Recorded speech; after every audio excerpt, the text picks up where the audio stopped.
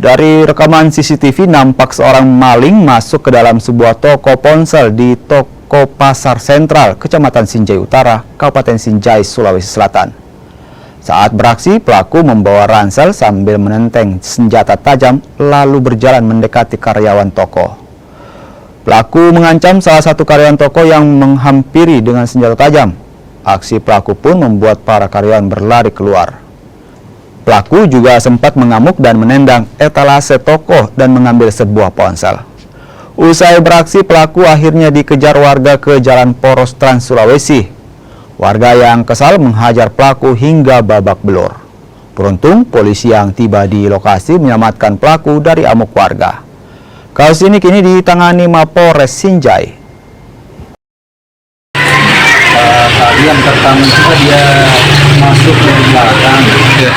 Nah, saya tanya